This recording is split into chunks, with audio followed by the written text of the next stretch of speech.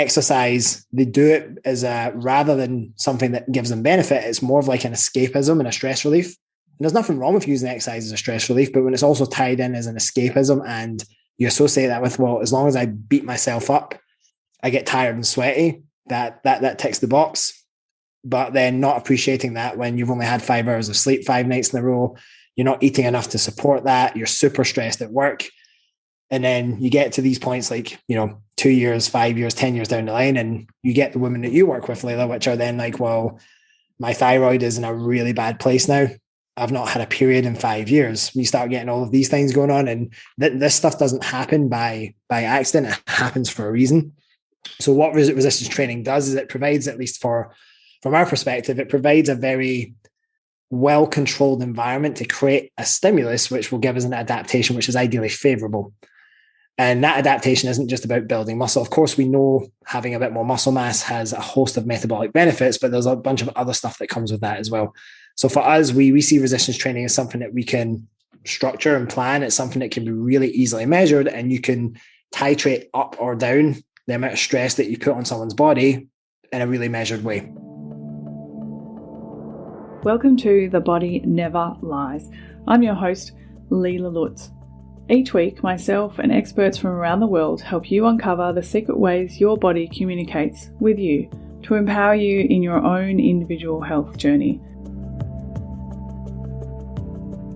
I think the biggest myth in personal training or the field of exercise is if I just turn up and sweat and do something that is exhausting, I will get the results of getting fitter, leaner, stronger, whatever it is that you so desire. Another one would be that if I just get my heart rate up really high, I'm going to be healthier, and that people who would do that consistently are fit. I'm finding all too often now when I'm working with clients who suffer from thyroid, adrenal, metabolic issues, or even clients with injuries, that their personal trainer also bases their practice on this belief. Well, today on the show is Ross Gilmour from Better Body Collective. I had the pleasure of working with Ross on a client who was not having the ideal response that they should have been having. Now, this was easily spotted by Ross because of his intricate training program and measurements of progress, success, and recovery. Now, because he had so much data, he also made my job super easy. So I think he saved the client money because I wasn't needed as much. Plus, together we did get them a result. So I invited him on the show today to talk about his methods and practice, which I think set a gold standard for personal training.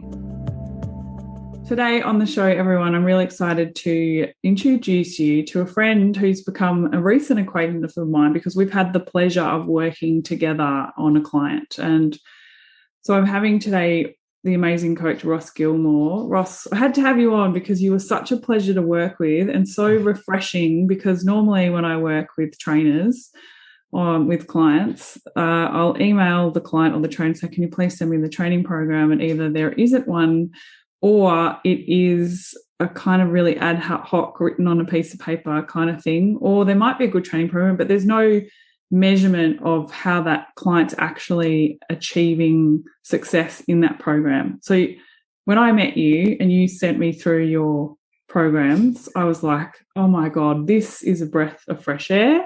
And I'm so excited because we're going to actually achieve amazing things for this client together. So I just want to say thank you. So first of all, I'm going to throw that right back at you. Thank you for having me on, and obviously thank you for the time that we had working with my client. I think the thing that's so interesting is I know social media gets a lot of demonization for the clear harm that it's definitely causing society in terms of our ability to connect with each other. But at the same time, it's opened up a whole world of ability to network with people. Like, for example, my client was following Kitty and she reached out to her, and then Kitty connected her and you together, and then that's how that all came together. And it's amazing how social media has the power to be able to do those type of things. Like, you imagine a Scotsman living in Dubai, being able to end up working with you being in Australia, that just, 10, 15 years ago, that would never happen. No, we're so lucky that these collaborations can exist now, which is awesome. But like you probably mentioned off air as well, we unfortunately don't see enough of that because people feel like they just need to be a problem solver of everything rather than just being really good at solving one thing. So So it was good. I was definitely happy that we crossed paths that way. Yeah, we're really lucky, and I have to take my hat off to Kitty because I feel like Kitty's like this amazing connector of people, and she really stays in her niche, and then she just goes, we don't do that, but I know someone who does that, so sends them around. And because for us, I think in this circle that we do have, it's about getting results for the client, and it doesn't matter who is the person that takes them on the journey. What matters is it's the person that they get the results with and they connect with, and that they have success with, right? It's not, so I don't feel like any of us in this circle that we've put together on social media have ownership over a client. And I think that's super important. So without further ado, let's get into what was so good about your program design. So obviously people know, I think, following me, that I'm a personal trainer, of strength and conditioning coach. I'm a level 4 CHEK practitioner. So I know a lot about training and exercise and that sort of thing, but where I'm really focused is with rehabilitation of energy systems, and so some of that is exercise, but mostly for the moment nutrition. So I mostly refer out to someone else when someone needs muscle building, which is a really, really, really important part of restoring metabolic function. But as everyone might have listened to a podcast with Libby recently, there are a lot of people having negative response to training. So you might go back and listen to that episode of why we sort of debunked why that's happening, and why Ross and I can delve into it further today, why we had such a good relationship with. So this client came to see me because she was having some thyroid symptoms and some fibroids and other hormonal issues. And she wasn't able to lose weight with what you were doing training wise. So then I stepped in to help manage the nutrition. But I guess what I want to start with is, Ross, like, you are so different. So you are what I would expect of a trainer, 120%, above and beyond what I would expect of a trainer. What do you think is going on in our industry today? Because you do mentor trainers as well, right? Like, you're upskilling trainers and stuff like that. So you would know a lot, like, of where they're coming from and what's going on. What is going on with the industry at the moment? What is it that people expect when they go to get a personal trainer? I think that's an incredibly heavy loaded question to start with, isn't it? I don't think I have all the answers. I think one of the things that I personally have seen is that we're in an industry, and the way I always like to relate this is because my studies from before I got into the industry were around accounting and finance. And I always draw parallels to, if you look at the profession or the professions, the traditionally classified professions like law and finance and all these engineering, etc. And they cannot stay in a job unless they are doing continued professional development, or CPDs, as most people in the fitness industry are aware of what CPDs are. You would do a CPD course, so you have maybe a governing body. In the UK, it was reps. I don't know if that's still around or not, because I've not been in the UK for 10 years. And you would have this idea that every year you had to accumulate a certain amount of reps points, but no one really in the industry, or very few people, took all that seriously. Whereas if you're a doctor, an engineer, lawyer, you've got no choice. If you don't show that you're doing a certain amount of continued learning and development, or keeping up with the latest research and practices, you don't have a job. So there's a high level of accountability and a constant expectation of raising your expertise. Whereas in the fitness industry, there's no one really regulating that. So unless, and this is what you'll notice, which I always find fascinating, is the trainers and the coaches, whether they're online or in person, who seem to do the best, they're very good at holding themselves accountable to getting that professional development. And if they're struggling to do that, they will seek out mentors, they'll go on courses, they'll spend inordinate amounts of money. I mean, I hate to think about how much money my wife and I have spent on education over the last 10 years to try and develop. So certainly no one was sponsoring or paying that for us. We had to be willing to go and do that ourselves. And so I think probably the high level answer to that is that there's just a massive lack of accountability. And probably the second point that underwrites that is that a lot of people who come into the industry, they like training, they like what fitness has done for them. Maybe they've went through their own transformation and they feel like, well, if I've been through it, I can help someone else. But there's a big difference between applying nutrition and training strategies and methods to yourself and actually being able to coach someone through that. And so people don't treat it as a profession. And that's a big issue. And when you see a trainer who acts like a professional versus, as I like to call it, like a rent-a-friend bean counter, who's just there to take their hourly pay and, train 8-9 clients back to back and then go home and repeat it all over again the next day. It's a completely different, it's so polarizing, the difference when you see someone who really takes what they do seriously and someone who's just in it because they kind of like to train themselves, but they can make a bit of money on the side. So I think that's probably the biggest issue, is the professionalism and the accountability. I think there is an issue too in terms of people doing a lot of courses and doing a lot of upskilling, but they're not actually putting into practice the work that they have learnt, the things they've learnt. And I think that's one of the very good things about the CHEK program is to be a level 4 CHEK practitioner. You have to hand in a lot of casework to the institute to be able to get that certification. So, if you go see a level 4 CHEK practitioner, you kind of know what you're going to get and the level of expertise you're going to have, because they have to prove that they're putting into work the learnings that they've learned, not just getting really academically smart and not practically smart. So there's a lot of that in the industry too. I know Luke Lehman from the Muscle Nerds, who actually they're based out in Australia. They often talk about the idea you have what are called certification sluts, where they just want to say, well, hey, look at all these certifications and courses that I've done from these big names. But like you said, without application, it's pretty much not worth the paper it's written on. So I think there's probably a lot of misinformation about what types of training are good, right? So I'm saying good in air quotes. Right. What type of training is good? I know. Carefully. So, well, because I feel like in the industry there's like this whole division between bodybuilding and functional training and CrossFit, and, everyone's very like, you can only do one thing or the other. Whereas I would actually say that you actually need probably all of them in your training at some point, or a variation, but we need to be specific about that variation. Do you want to talk a little bit about that? Because you've had a bit of a change, right, and been in different phases in your training yourself, and then how you've trained clients, and well, tell me about that.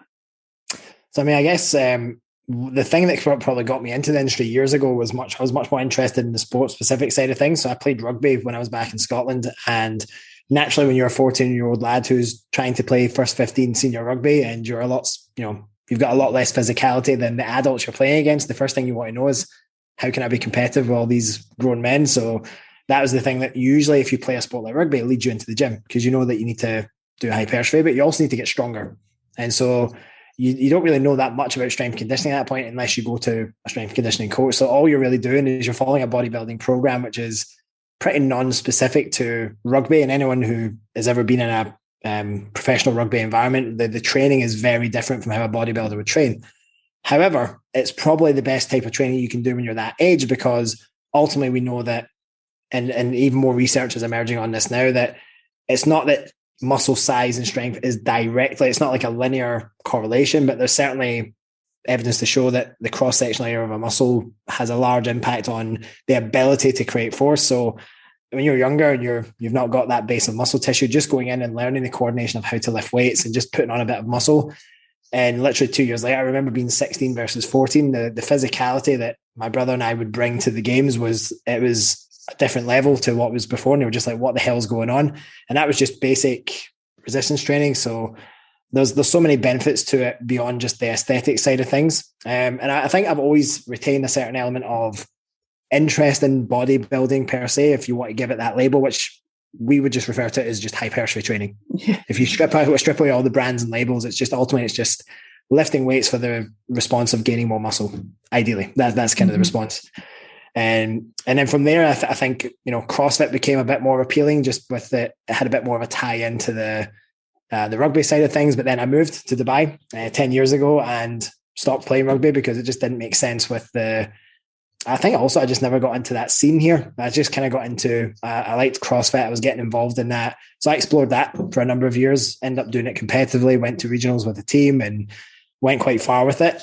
And after the first year of doing regionals, after about 5 years of competing in local competitions, I just decided this is too much. I've had enough of this now. I can't train 4 hours a day, 5-6 days a week. It's just too much to be able to do that and to progress as a coach and actually have time to study and to work and to sleep and recover and everything else. And it was just, I was finding that it was just a lot of stress, which I'm sure we'll cover a bit of that about the different training. And for a lot of the clientele that you and I might come across, certainly for you especially, why, and I always say this to clients, there's nothing wrong with CrossFit, and I did it for a long time. I did it competitively. So I've literally got no vendetta against it. I literally did it. I coached it for a long time alongside doing one-to-one personal training. But there's a reason why, if you go to most decent personal trainers who are trying to improve the health of the general population, they're not having them run through CrossFit WODs during a one-to-one session.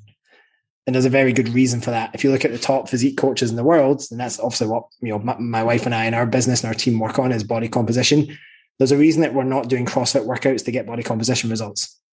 So that's probably the first question people need to ask themselves. And again, not bashing CrossFit, but everything has to come back to what's going to be the stress physiology that underpins all the things that you're asking to achieve from your training. So CrossFit, naturally I kind of evolved out of CrossFit, and I kind of held on to it a little bit through just doing, I did like a phase of just Olympic lifting. That was it. That's all I did for like a year and a half.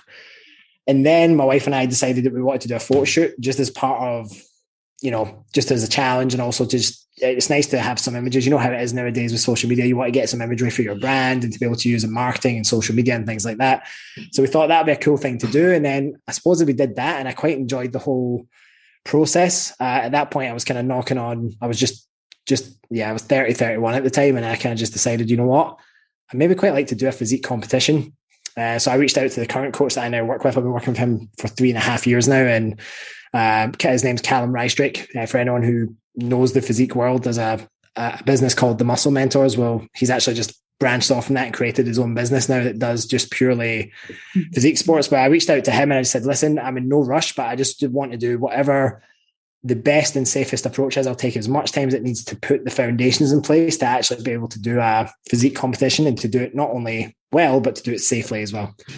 So we spent 2 years getting into a position to just start a prep, which when I tell people that story, they're a little bit like, well, what do you mean? It's like, well, I didn't just start working with them and then 20 weeks later I was on stage.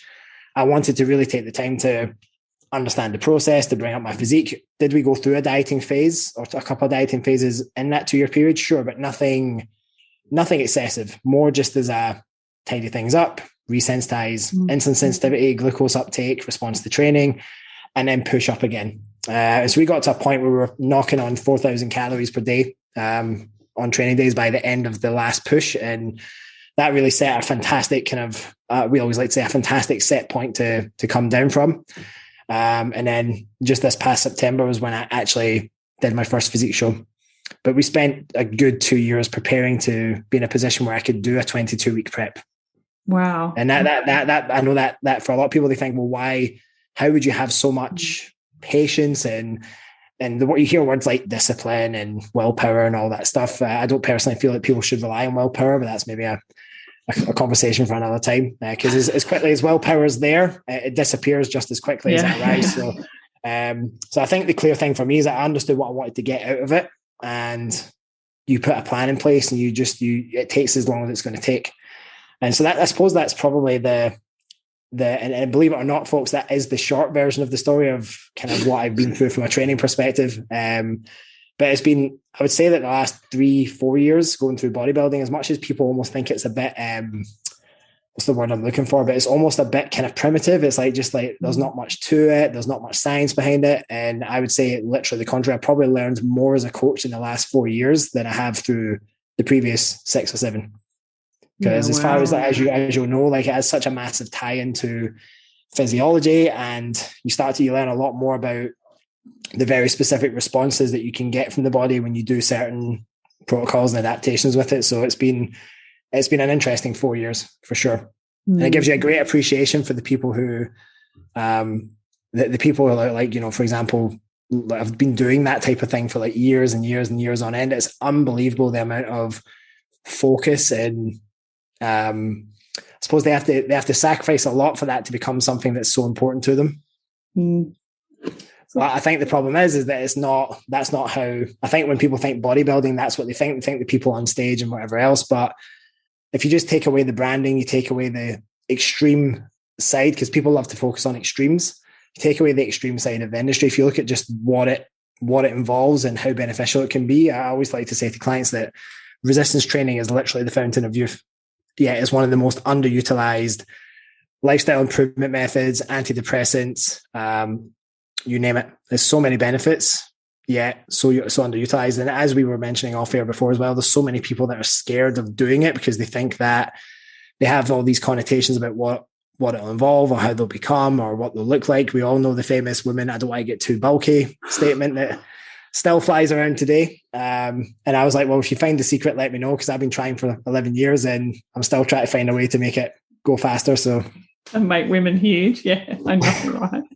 I know, it's a really funny one. Well, I think, a lot of that comes down to, people are challenged by what they see in the mirror and what they don't know. So, because quite often a client will say to me, when I was CrossFitting or I was doing this, I was really bulky, and they'll show me a picture and I'll say, well, actually, you can have a lot of muscle mass. I can see that, but you can also have a lot of body fat, inflammation, swelling on top of the muscle. Yeah. Right? Whereas if we completely change your nutrition and worked on your recovery, you would have a completely different physique and you would probably be much happier with what you look like, but you might even weigh more. So I think what I really like about, let's call it hypertrophy training. Let's call it what it is. I want to move it away from bodybuilding because I think, like you say, bodybuilding has this connotation of standing on stage, doing the saunas and water fasts and, steroids and whatever people think of when they think of bodybuilding. They think of like Arnie, right? Like extreme kind of. But I want to talk about how important hypertrophy training is, because I was always, came from the training, being a Czech practitioner, with so much focus on the functional that I really had to go, and functional being, what does that word even mean? Functional training nowadays, right? It's the question. That is the question. So it's thrown around loosely, but I would say functional is whatever you need to do to be able to do what you want to do better. So that doesn't necessarily mean only doing these crazy ass exercises with cables and Swiss balls and, all this. Sometimes actually a hamstring curl, I'm only saying hamstring curls because I hate them, but I'm doing them right now because I need them. A hamstring curl and focusing on hamstring hypertrophy, specific growth of the hamstring muscle can carry over to being able to have a better deep squat and a snatch, which is what I'm doing it for. So do you want to talk a little bit about why you think hypertrophy training is so important? 100%. And this probably could be a 2-hour podcast in itself, but I think the first thing I always preface that with when people ask about resistance training in general, but specifically hypertrophy, is a question I always ask people to ask themselves is, well, if you didn't have the physique or the aesthetic goal attached to this, would you still do it? And my answer would be every damn day of the week, or at least not every day, a sensible amount, like 4 or 5 days a week, obviously. But the reason why I would do that is because I don't really do it for, of course, yes, I'm planning to do another show in 2-3 years from now. So it would be erroneous to say that I'm not doing it for any aesthetic point of view. But say if you took all of that off the table, I would still do it because of everything else that comes with it in terms of how I feel from an energy perspective, how it affects my health, how it affects my focus, my productivity, my mental health. It's all of these other benefits that come as a byproduct of doing it.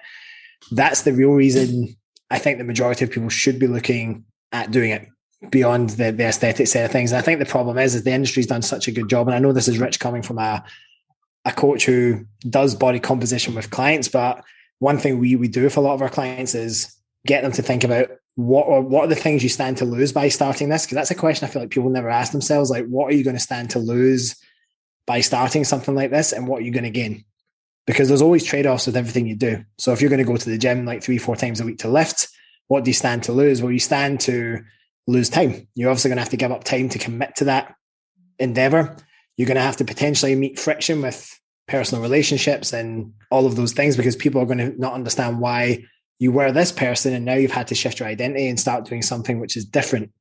that might make them start feeling bad about themselves because they're not brave enough at this moment in time to take action for themselves. And so there's judgment that comes with that. People criticize you and all those things. So that's why I mean by what do you stand to lose? Often you definitely have things you're going to lose by doing something like that. But then hopefully when you do the cost risk analysis, you realize that you've got so much more to gain by doing the hypertrophy based training. I think for specific to maybe your audience and the people that you work with, the thing that I've seen, because I've had many clients over the years with metabolic disturbances like PCOS, thyroid issues, insulin resistance, all the other stuff in terms of the ovarian side of things, in terms of endometriosis and amenorrhea, hypothalamic amenorrhea, all these type of things. So I think when you bring resistance training in, and many of these women often, like you probably were alluding to earlier, were maybe doing like group fitness classes every single day, maybe sometimes twice a day. They might have been doing F45, they might have been doing CrossFit. And again, I'm not bashing those particular things because anything can be really useful in the right context with the right person, but they're often just essentially, and we've all heard it before, they're doing so much exercise, but they're, as we like to refer to it sometimes, they're kind of eating like birds. They're kind of living off of 800, 1,000, 1,200 calories a day, which again, for the right person in the right context for a very acute period of time, that might be okay to achieve an outcome. But when that's your lifestyle and that then happens 5-6 days a week and then you go and splurge on the weekend, we like to refer to it as like you're essentially getting none of the benefits of being in a deficit, but all of the issues that come with being in a low energy state for long periods of time. Mm. And this is how many people do that. They live for the weekend. So the week, food's an afterthought. Exercise, they do it as rather than something that gives them benefit, it's more of like an escapism and a stress relief. And there's nothing wrong with using exercise as a stress relief, but when it's also tied in as an escapism and you associate that with, well, as long as I beat myself up, I get tired and sweaty, that ticks the box. But then not appreciating that when you've only had 5 hours of sleep 5 nights in a row, you're not eating enough to support that, you're super stressed at work. And then you get to these points like, 2 years, 5 years, 10 years down the line, and you get the women that you work with, Layla, which are then like, well, my thyroid is in a really bad place now. I've not had a period in 5 years. You start getting all of these things going on, and this stuff doesn't happen by accident. It happens for a reason. So what resistance training does is it provides, at least from our perspective, it provides a very well-controlled environment to create a stimulus, which will give us an adaptation, which is ideally favorable. And that adaptation isn't just about building muscle. Of course, we know having a bit more muscle mass has a host of metabolic benefits, but there's a bunch of other stuff that comes with that as well. So for us, we see resistance training as something that we can structure and plan. It's something that can be really easily measured, and you can titrate up or down the amount of stress that you put on someone's body in a really measured way. And that's for us the biggest benefit from it. The problem is with doing classes in CrossFit is that it is incredibly, I would say it's incredibly high stress environment to put someone in for every single workout, and it's incredibly variable. So you don't really have much control over how much stress someone gets to go through. Because let's be honest, whether you've had a shit day at work or a bad night's sleep or a great day at work and a good night's sleep, you go to that class or that, boot camp or whatever else, they're going to thrash you regardless of what you've had going on outside of the gym. And so a trainer will do that. They've got a checklist, or whether it be a class instructor, they've got a checklist of things that they need to make sure happens. They need to make sure that you've worked your butt off and that you leave having had an experience. Whereas a good trainer or coach is going to be like, right, hey, how was your day? How's the last couple of days been? All right, you've had a really tough couple of days. Well, we were planning to do this, but that's not really appropriate for you today. So let's just taper that back a little bit. And then maybe if you've had a better night's sleep in a few days' time, we can push things up again. I think for me, that's probably where the benefit of having a really structured hypertrophy program in place is versus just kind of turning up and doing sweatfest sessions. What I really like about hypertrophy training, especially for metabolic conditions, is exactly what you said. It's being able to control the output more. And also what I like about it is being able to teach people how to get back into homeostasis, aerobic zone, whereas most training people think of is, okay, I want to lose weight, I want to do this, so I need to work anaerobically all the time. So this really high intensity, crazy training, and not understanding that people who have challenges with metabolism can't switch between the two energy systems and actually can't utilize glucose and oxygen well. So Can you talk a little bit about how you can do that in hypertrophy training? I kind of threw that question out at you, but I've seen from your programs, you know, how to do that. So. Yeah, I mean, I think the programming has to be phase dependent, right? So I'll give 2 examples. If I've got someone who is in a position where they're pushing food up, say they're reverse dieting, or we're just going through a phase where they were maybe, you'll obviously know this term, maybe the listeners will have heard of this term before, but you have what's called REDS, or relative energy deficiency syndrome. And it was REDS initially, it was REDS in sport, because it was, I suppose, a term that was probably originated from the whole female athlete triad situation. And then it became a more popular term. The problem is that's spilling into the general population as well now. And you're getting a ton of the gen pop who are walking around with REDS as well.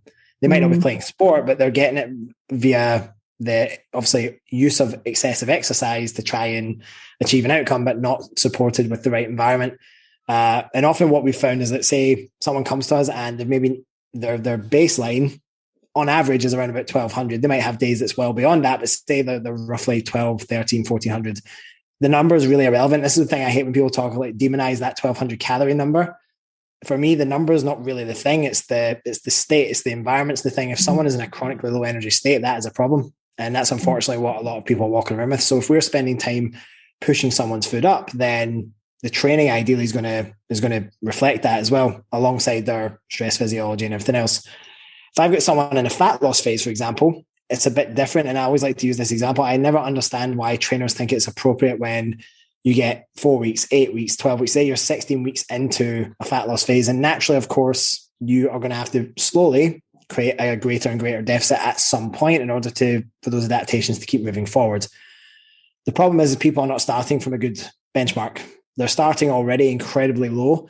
And if you're already at a point where, say, your set point is 1,500 calories as a female who's training 4 days a week and doing cardio a few days a week, where else do you go from there? Well, you go down, but then how far do you dig into the hole before it's a really tough one to dig yourself to climb back out of, versus taking the time, like we spoke about on off air, to take the time to actually be able to eat more food, manage more food, increase your training output, get stronger, do that over a really long period of time for, say, like a year.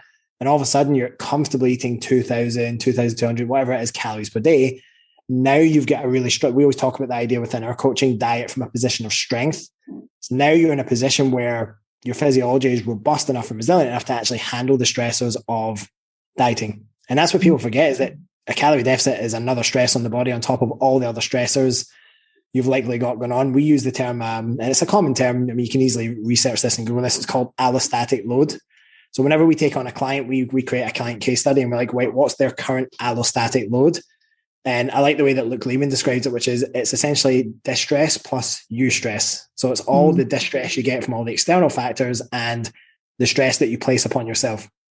You put all of those variables together, you come up with a stress profile for someone. And often what we've found is that many people have really never considered that, whether they're actually in a position to achieve the goal that they want to achieve. So to answer your question in regards to like matching the training with nutrition, if someone is, let's just say they're 16 weeks down the path of a fat loss phase, the last thing on earth you want to do with someone who has a lower carbohydrate intake, a lower energy availability, the last thing you want to do when they don't really have a lot of stored glycogen to use as energy is do HIIT training or lots of high intensity cardio, for example. You just don't want to do that. I think my camera just switched off, didn't it? It did. So yeah, I guess the problem with, and you see this with a lot of trainers in the industry with the idea of doing HIIT training while dieting. The problem with that is like I mentioned, you just don't have the glycogen stores available. So for anyone who maybe doesn't know, you eat carbohydrates that get stored. Well, first of all, it circulates in the bloodstream. And if it doesn't get utilized there and then it's generally going to get stored in muscle tissue. And of course, if you've got fructose-based carbs, some of that will go to replenish liver glycogen and stuff as well.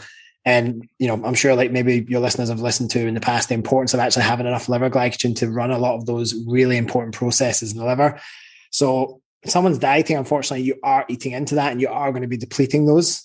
So if you've not got the resources available to fuel lots of activity that's really hammering down those pathways that are like, hey, I need the carbs, give me all the carbs, and you don't have many carbs, the last thing you want to do is just do tons and tons and tons of activity that doesn't match what you've actually got available. So for us, when it comes to clients going through physique transformations, people think of steady state cardio, and often you hear, well, HIIT training is superior for fat loss, or steady state cardio is not, or whatever else. And the problem is that if you actually do the research, like both are just equally as effective at getting fat loss. And where people forget to take is the context. They forget to look at, well, what's the situation that particular individual's in.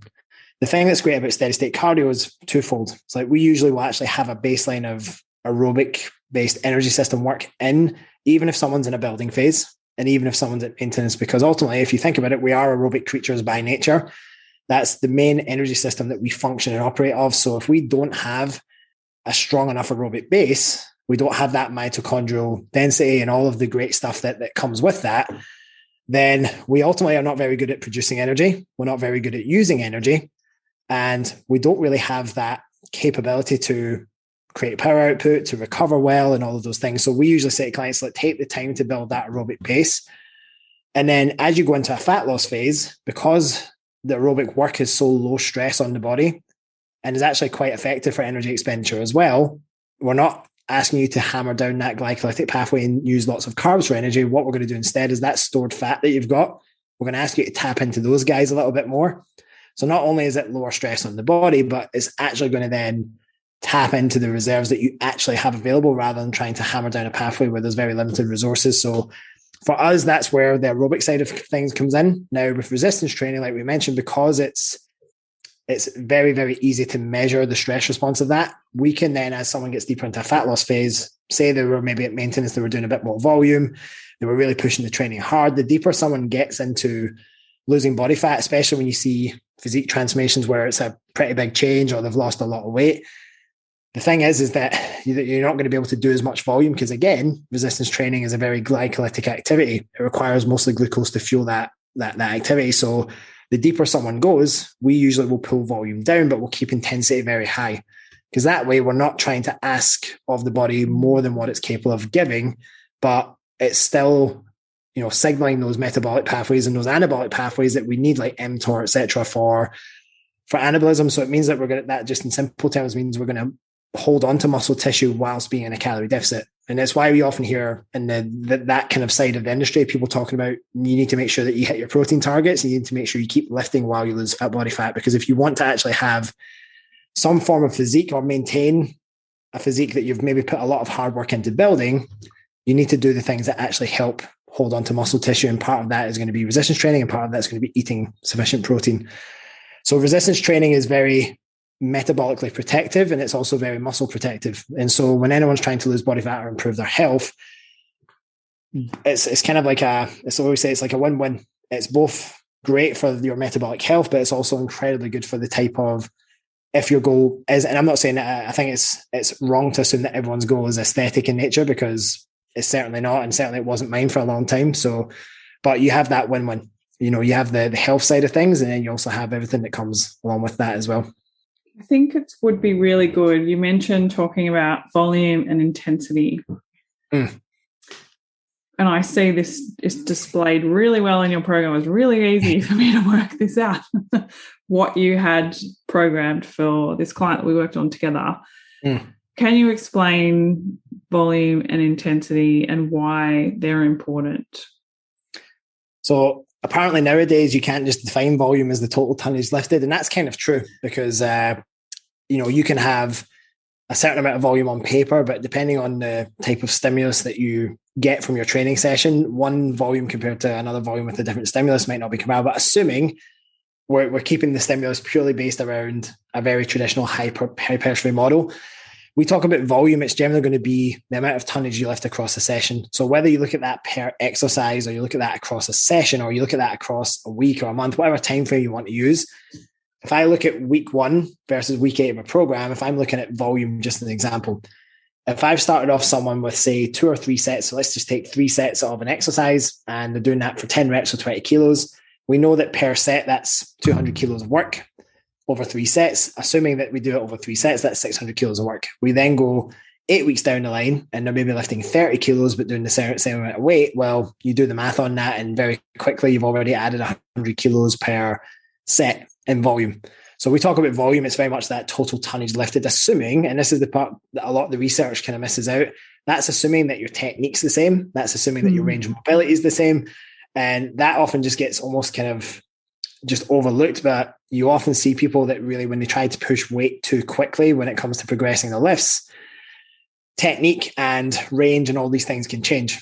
And for those that kind of have delved into exercise mechanics and biomechanics and they understand the whole physics and moment arm stuff, you can very quickly see where like a logbook might look on paper like you've progressed it, but it doesn't always necessarily mean that there's actually been exact tangible progress. But that's a whole side tangent. So volumes, that intensity refers to, if you think of it this way, and it works for both cardio and for resistance training. If you think of resistance training, the simplest example anyone could use is you have a squat. You put a bar on your back. What's the maximum weight you can lift? Say you can lift 100 kilos for 1 rep, and that's all you can do. That's literally all you've got. That's your 1 rep max.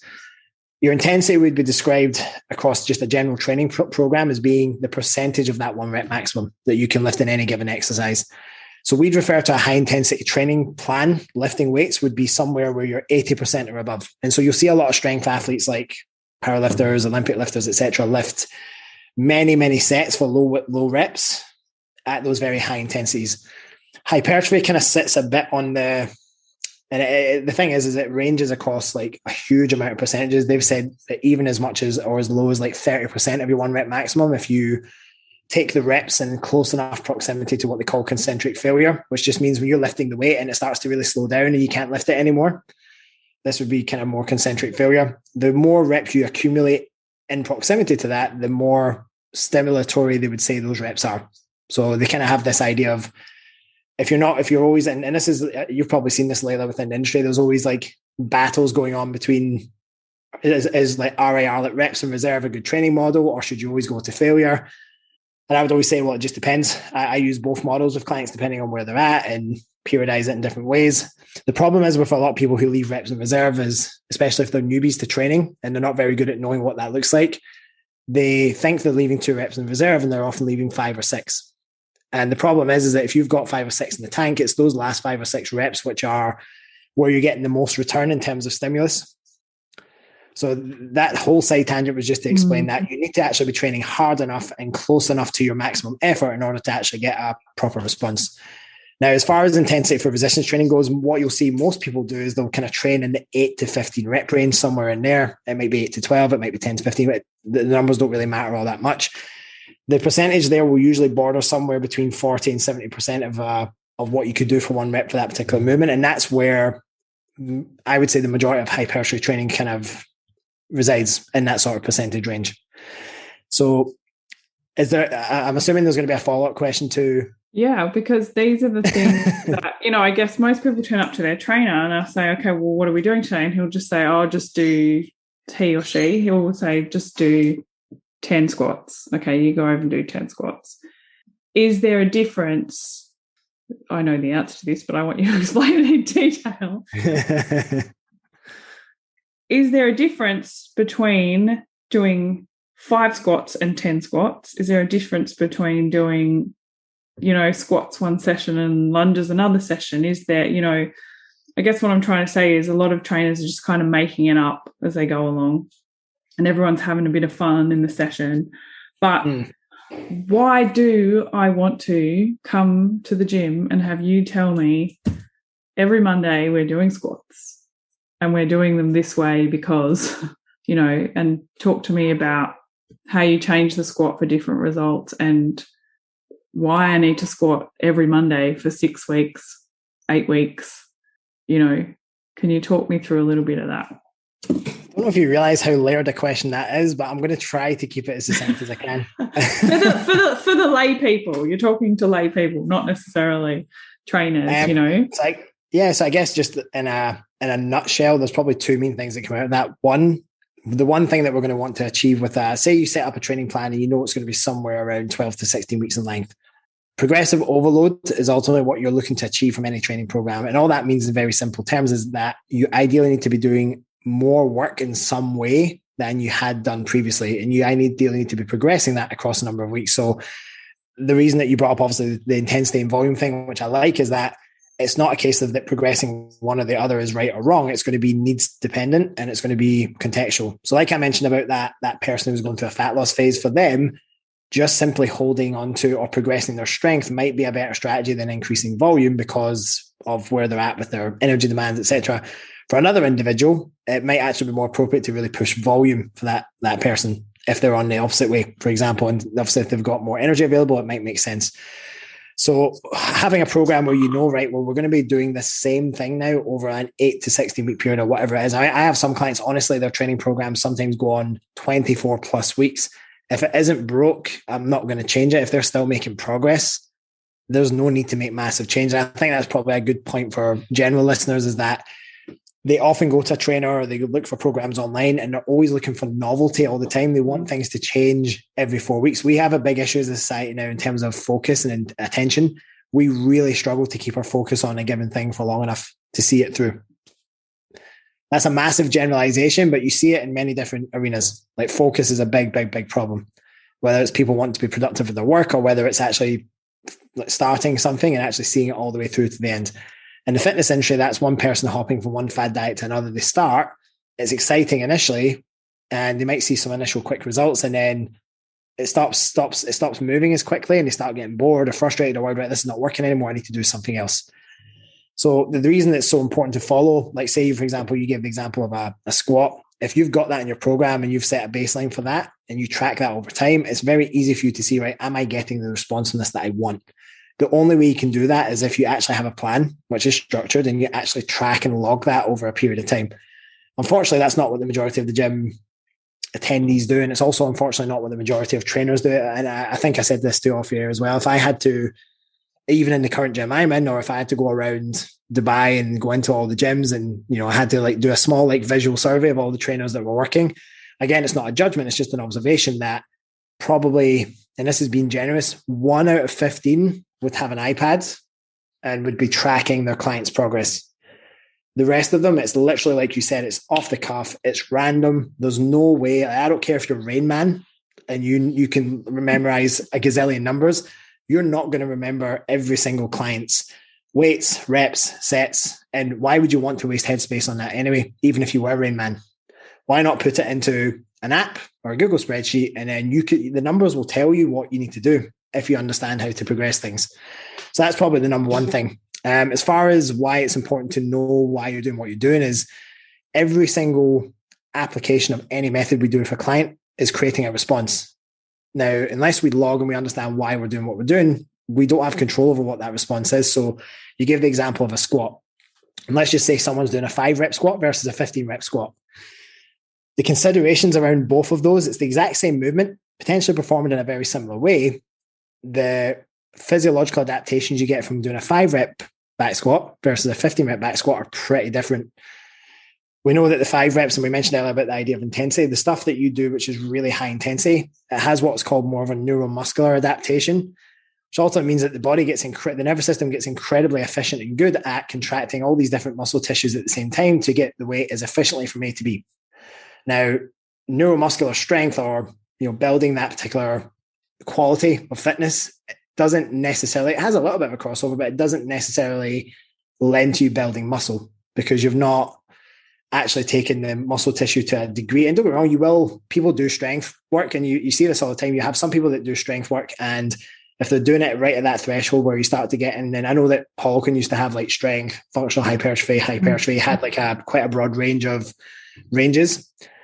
There's certainly people who can do heavy squats, deadlifts, etc., and they'll see growth. And there's other people who are freakishly strong, but they're actually not that big. And that's because that's an incredibly inter-individual thing. Some people can get reasonable growth at lower rep ranges and others don't. I'm one of those people that don't. I do the lower rep work, I can get really strong, but the muscle size doesn't really change all that much.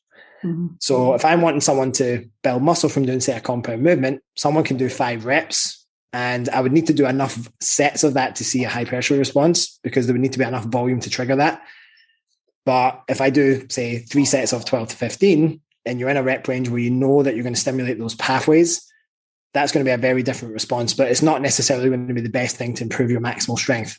So the whole point is that depending on what quality you want to get, whether it's strength, whether it's hypertrophy, whether it's, if we're going to use the Polkin ranges of functional hypertrophy, etc., whatever it is you want to get, you have to be very clear on how you're going to go about doing that and how long you're going to do that for. How long is it feasible for someone to actually progress that particular exercise before it's time to either back it off or to move on to something different? And so I would say that without programming and without structured periodization, it's just incredibly difficult to manage that without the data.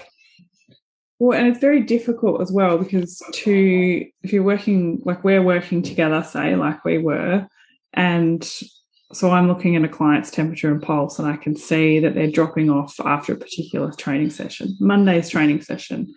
And I go, you know what I can see, Ross, is every Tuesday we are having this slump in energy.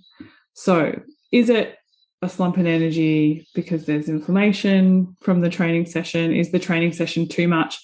Does that person see someone at work that they hate every Monday? You know, I need to find out why. And look, honestly, looking at temperature and pulse graphs, it's not as clear cut as it's just one day. It's an accumulation of over days, but I'm just trying to give an example.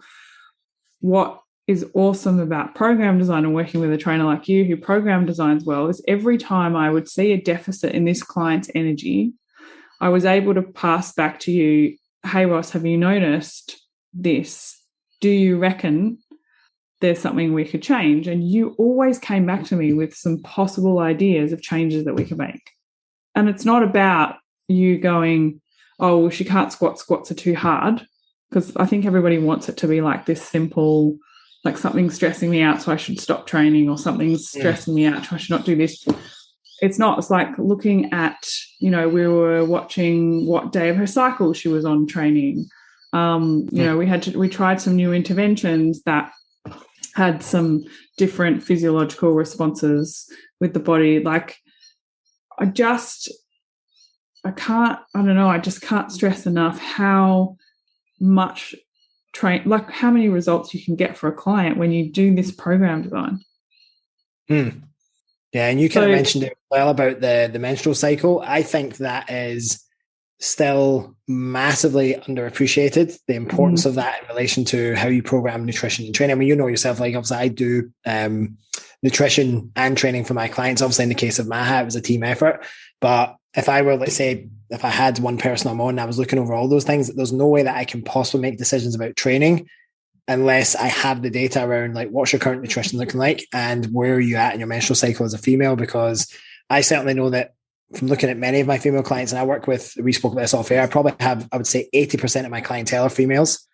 So I'm spending a lot of time looking at menstrual cycle data and temperatures and all these things, all this data that relates to, right, well, you're this particular week of your cycle. Let's say, for example, I know for a lot of my female clients, they get to about 4 or 5 days out from menstruating. So they're in the last 5 days of the late luteal phase, and they start getting a hankering for more food.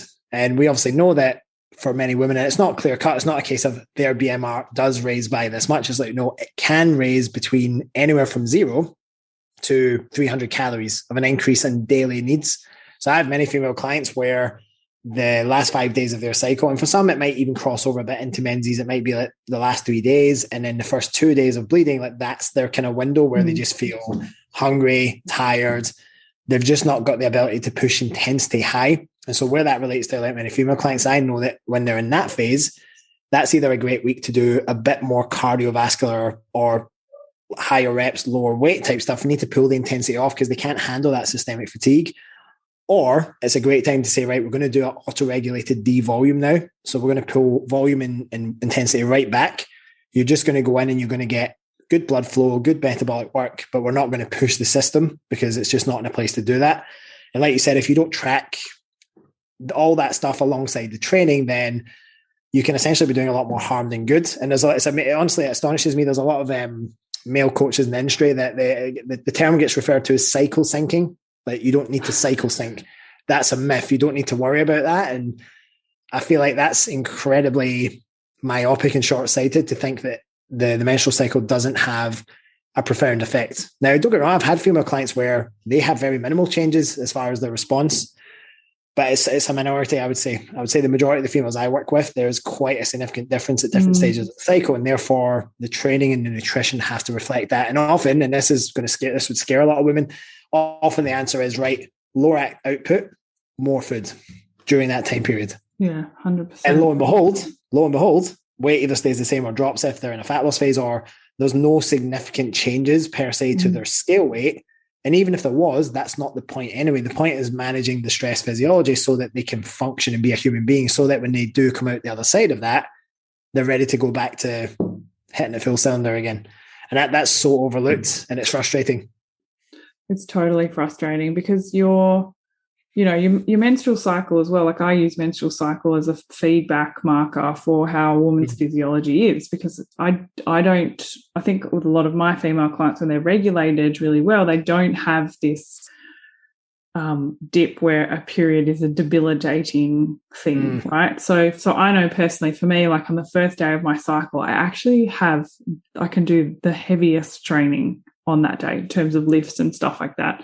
So I don't have a premenstrual phase where I'm like crying, and I actually kind of have this build phase where I get a lot of strength in those few days. But then, like you say, the second day, it's heavier, and then I just want to chill out a bit more, and I'm much happier to do my steady state cardio and eat more food and stuff like that. So when you do that, it's helpful for a client also, because you kind of know, right? Like, your client turns up and you know what day of her cycle she's going to be on. So you're not going to go, okay, well, we were going to do really heavy squats today on day set 2 of my cycle if I was your client, because you know that's my day where I actually need more aerobic kind of work. So it's much more empowering as a woman too, to turn up a true training session that I've paid for and I've scheduled in and made time for, and know that I'm going to get something that's going to carry over to my overall health and strength and physiology and stuff, right? Rather than just standing there going, oh shit, I should take some naproxenic, and oh my God, Ross is going to be like, oh, you get your period again because you can't push those weights, and I've just got to push through this session. And like, it just shouldn't be like that. It's so important to have this. And so when we were working together with this particular client, we were trying to improve her menstrual cycles because she was having some hormonal issues.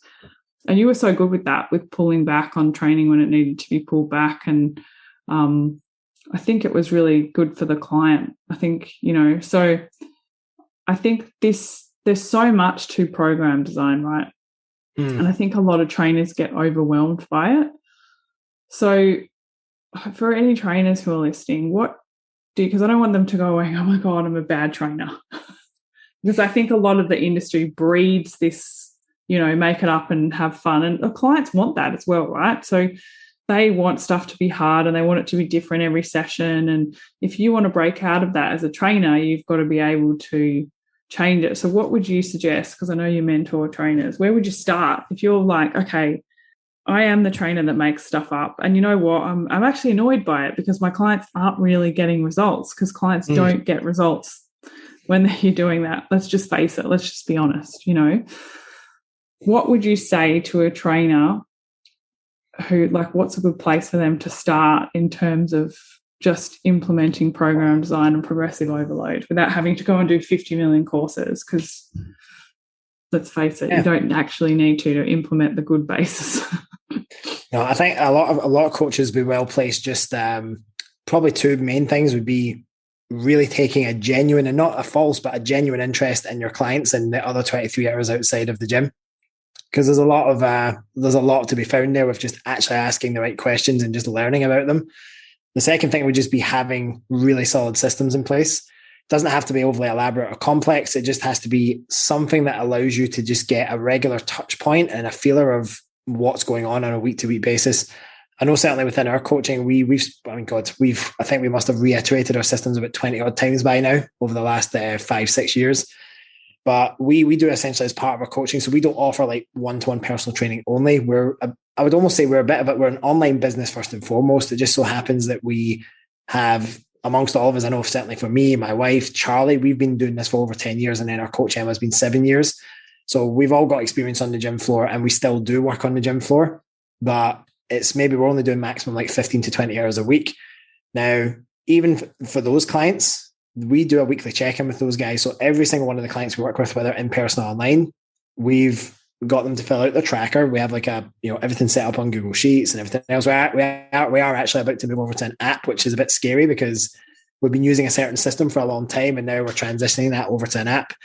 But I think that will be better for the user because let's be honest, people want things that are a bit more convenient nowadays, right? Either way, whether it's an app, something like Trainerize or, we're using PT Distinction is what we're going to use, or whether you've got a really good set like we've got currently, a whole bunch of sheets set up on Google Drive. You just need enough information and a place where a client can be accountable to you for the other 23 hours of their day and the other days of the week so that when they turn up to a training session, you've already reviewed all their data for the previous week. You kind of know where that client is at that point in time. And the easiest question that gets overlooked in a training session is, how are you today? It's probably the most loaded question you can ask anyone, but it should be the first question you ask anyone. How are you? What's happened today? Is there anything that's, what's been going on over the last couple of days? And usually if you just ask how someone is, they will tell you pretty quickly, like what that day's looked like, what the previous days looked like.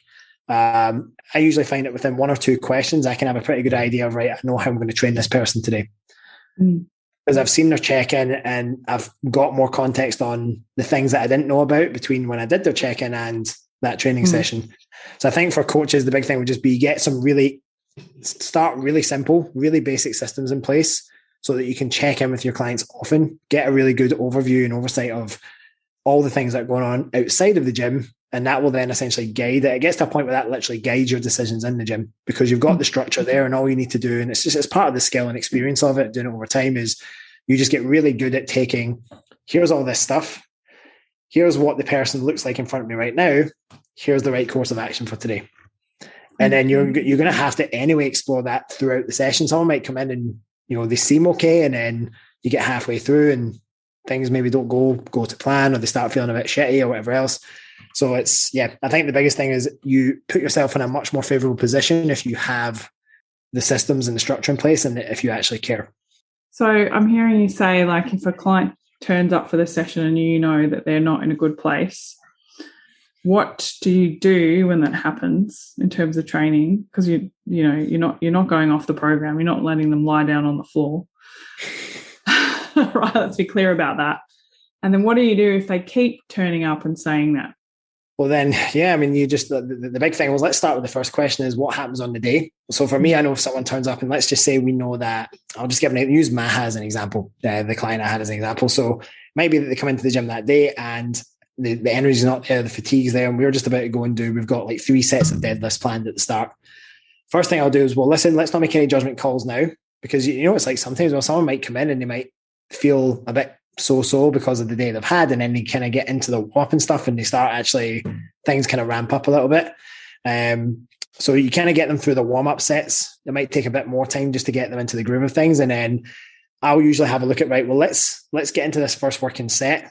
And I won't preempt anything. I'll say, let's have a look at this first working set. And I will know very quickly, once we've kind of challenged them with a little bit of intensity on the first exercise of the day, I will see very quickly, like say deadlifts is a great example, because assuming someone's locked that skill in, like she has, I can see based on things like the bar speed, positioning, all those things, like I can see how well is this exercise being performed to what it had been done previously. I can know very, very quickly, right, today's not the day to push this. Because I know based on the log before, well, you were able to manage 8 comfortable reps on this last week and we've got to 5 and that bar is moving slow.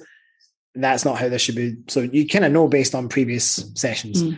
And then what I might do is after that's done was like, hey, see, for the next set, we're just going to either leave 2 in the tank or we're going to pull a little bit of weight off and let's just focus a bit more on good reps, good technique, just technical reps, collect some volume, move on to the next exercise. And then from that point, I'll already know that, right, for the rest of the exercises throughout the session, X, Y, or Z might need to be tapered either slightly down or consolidated. That's usually how I'll deal with it on the day. In terms of if someone comes up and repeatedly over and over and over again, and they're just like tired, fatigued, etc., at that stage, I'll just say, listen, we're not going to push your intensity or your volume any more than it currently is. We need to address the stuff outside of the gym first.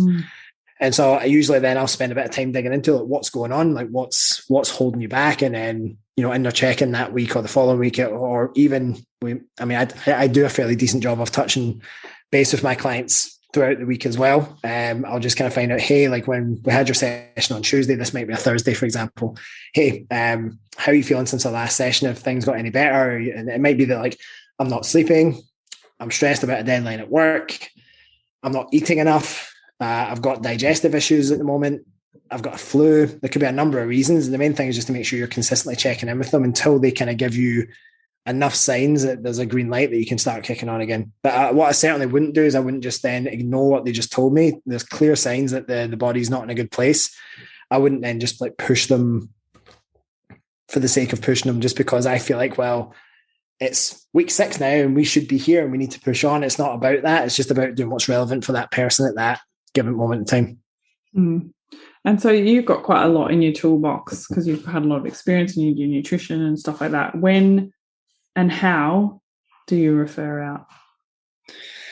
Well, the first things first, if someone comes to me and they're like, I've got X, Y, and Z going on, and the whole reason we started working together is because I said, well, like they already told me I've had issues with thyroid in the past, I've had issues with potential insulin resistance, whatever else.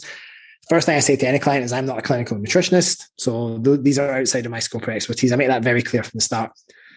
What I can do is I can work with you for a period of time on improving your training, improving your nutrition.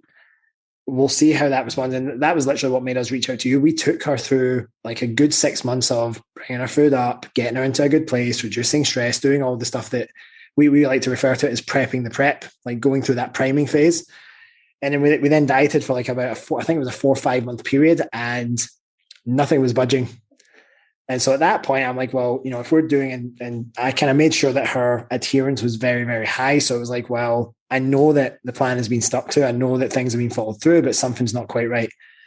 So at that point, I was like, well, we need to look under the hood, but I'm not the person to do that because I'm not an endocrinologist. I'm not someone who can go in and like review blood work to the level that's required to then make a decision on whether there's medication that's needed or whether there's hormone replacement that's needed. So that's when we got to the point where we had a look at who we could potentially reach out to, work with. And so usually for me is I'm very quick to see, right, is this a problem that I can help with? And if it's not, if I've not got if it's out with my scope or I don't have the knowledge, straight away, it's not even a question. It's like, right, who can we find or who within my network has the knowledge to deal with this? It's kind of like the same with if someone has like a niggle or a pain.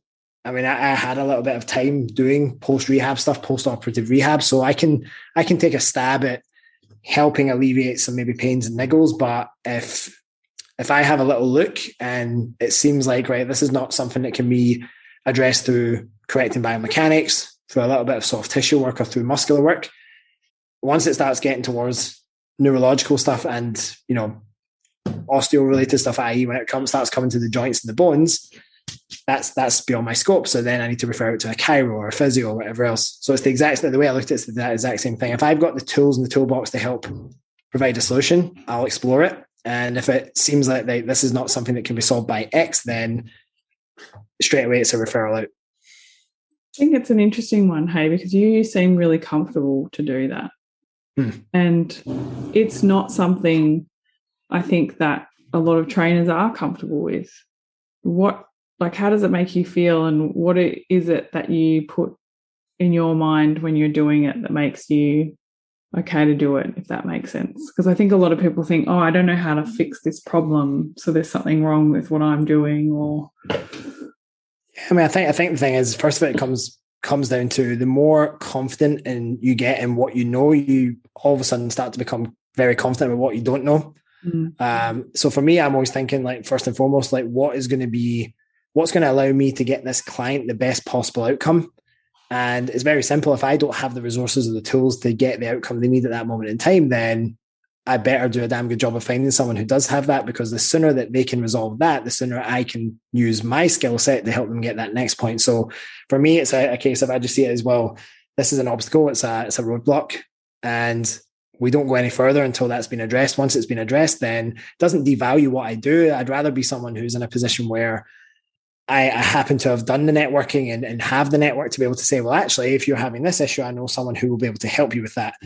And in my eyes, it's funny, I always find it very interesting, trainers who feel like they have to be, well, I have to know all the answers, or, well, if I refer out, that's going to make me look bad. It's literally the opposite in my experience. In my experience, if you're able to refer clients like effectively, efficiently, and quickly, they respect you far more for it, because they're like, oh, well, you're not just trying to, you know, I don't know what it is. Maybe it's an ego thing. Maybe it's like they need all the glory to themselves or whatever else. But for me, it's like, hell no, like, I'd rather get a solution as soon as damn possible, because that's kind of what you're paying me for. Now, you're not paying me for that particular thing, but you are paying me to guide you in the best possible way. And if part of that guidance is having a collaborative effort with other people, so be it. And let's be honest, at the end of the day, training is a stressful thing on the body. And regardless of how great your technique and your training approach is, everyone at some stage has pains and niggles. Everyone goes through at some stage some potentially, they have some work they need to do maybe on the psychology. So if it's not within your scope of practice to help in that particular arena, then the best thing you can do for anyone is to send them to someone who does. And I've personally found that then when you do that, even I've had clients in the past where I've had to stop working with them until they go and address those things. If they appreciate that enough, and the thing is, you might do that and they might never come back to you, but that was the right thing for them. And I think that's the thing I always keep in front of my mind. It's always going to be do no harm, should be the first rule of any practitioner anywhere. And secondly, it's about what's best for the client. And if you keep that front of mind, then I don't think you can ever go too far wrong.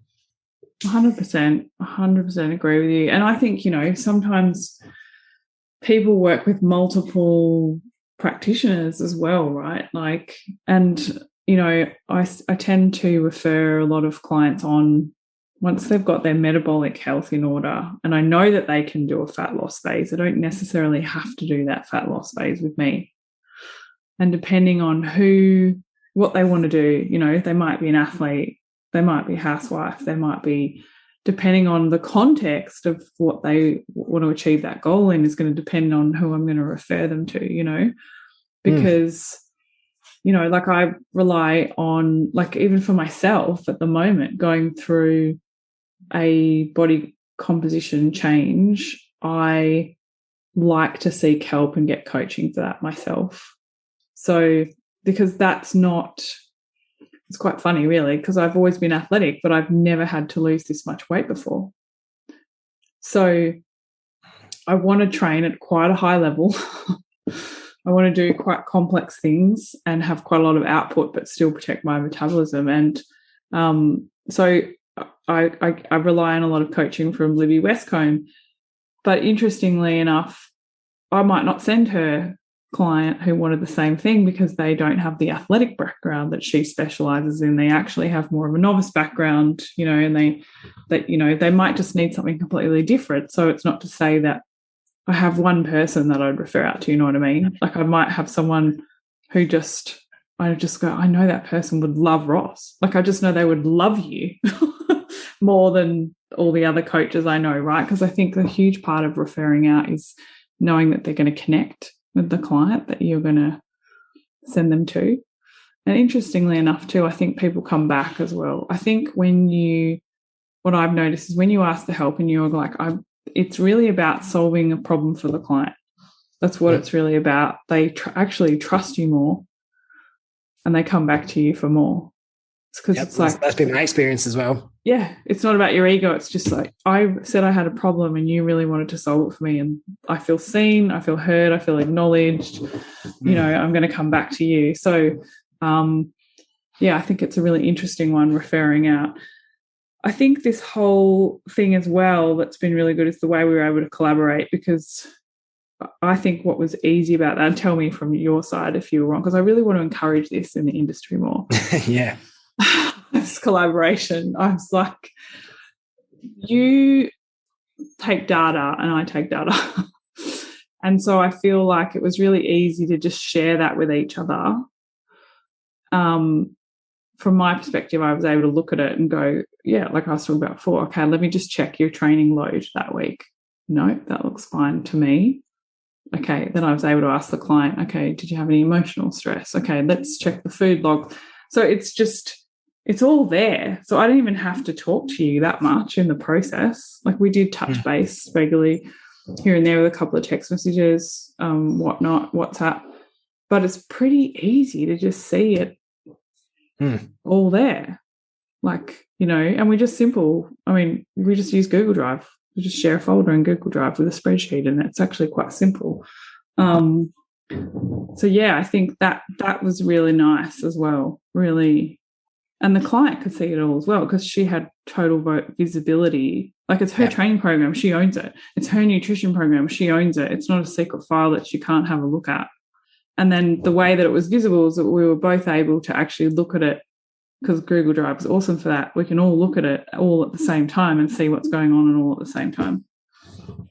Yeah, and it was easy when she turned up to training sessions as well. Like even without looking at the sheets, I could turn and say, "Well, how did your call with Layla go? What were the key takeaways?" And then we could have a back and forward about what might be appropriate for that week, given the conversation that you guys might have had. And then she could also refer me, "Well, we covered this, and if you go to this week's like temp readings, for example, you'll see what I mean." So then it was super easy for me to, when I'm sitting there reviewing data that week, I could literally just go in and boom, there's the temps right there, easy to look at. And then, like you say, because I've taken enough time to kind of educate myself on what I'm looking for with temperature readings, and if I've got certain clients who are doing stuff like blood glucose or blood pressure, or whatever else, I kind of know, like, right, what am I looking for from this? And it's like, okay, great, sweet. It's great that system's in place, because this gives me really, really important data that I can work with. And like you said, because no one was it wasn't some form of secret like system or knowledge or whatever else, it was just easy for everyone involved to kind of just communicate. And I think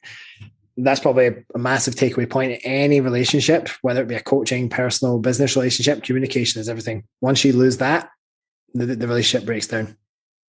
Well, yeah, like communication is key, right? But also, like, I would never think that you would be stealing my stuff, because I'm like, I know that you're so busy doing what you're doing that you wouldn't have time to do what I'm doing. So it's such an interesting thing, right, when people get funny about not sharing their stuff. But so on that point though, like, it's funny. I remember like, even the current coach I work with, he so it was hilarious. We had a guy who was a coach in our team, and he's not with us anymore. He's doing his own thing as a different brand, it's a different concept altogether. He started working with the same coach that I work with, and he got his welcome pack through, and he took a screenshot of his welcome pack and was like, "Hey, this looks quite familiar." And essentially what it was is I had my own training logs and sheets that I was using to log my training sessions. So my coach essentially took this training log and it became part of their sheets. Now, he hadn't said a word to me at that point. And also, I brought it up to him. I was like, "I don't mind. I just wish you would have asked." And that's the key thing. It's like, at the end of the day, you say, for example, you've put together those temperature sheets, or whatever else. If there was anything that I thought, listen, I don't have that as part of my setup at the moment, all it would take for me, and it's just a nice gesture to do, is all it would take for me to say is, "Hey, I really like what you've done there. Would you mind if I adapt something off of that?" And you would just probably, if I asked, you'd probably be like, "Sure." And so I've had, since then, he's asked more things if we made changes to sheets. "Oh, I quite like that. Can we adapt that for our stuff?" But it's amazing how, like you said, people either don't want to give credit or they don't want to share. And I just think if we can just be honest with each other, and because it's not really about the sheet, it's not about the chart, it's about what you do with the data at the end of the day. So I don't see why we can't just all share and encourage each other to level up, have better knowledge, better systems. It helps everyone at the end of the day. So I think another really good thing too that I liked when we were collaborating, Ross, is that you spent a lot of time with this person. And I think trainers get really undervalued with this. So a person will have a trainer for an hour, one session, 2 sessions, 3 sessions a week. They'll see them every single week. That trainer becomes like a psychologist, basically, or real confidant. But even if they're not divulging a lot, I think if you're a good coach, not just a trainer, but a good coach, you really get an insight into how that person thinks and how they work.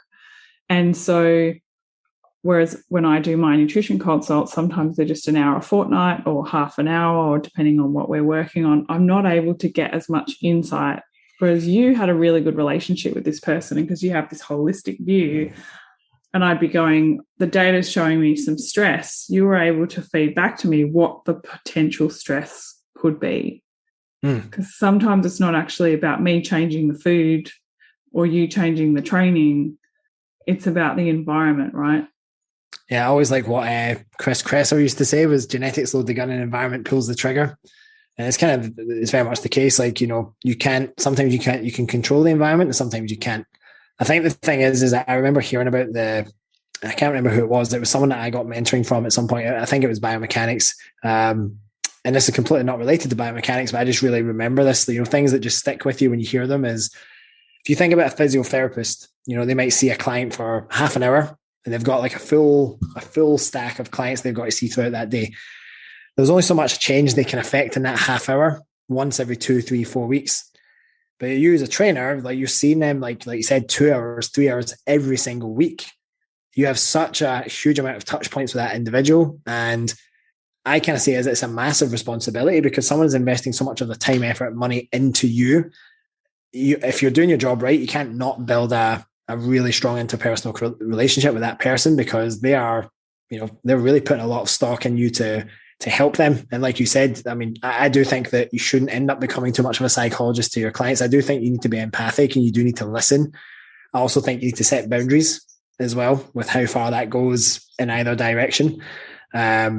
But I always remember the thing he said was just that the amount of impact that we have the ability to make on a client is huge. And it's so underutilized because, like you said, a lot of trainers maybe don't want to treat every session as an opportunity to make a massive impact. And that's certainly how I looked at it. Every time I walk onto the gym floor, I kind of see it as every session is a performance.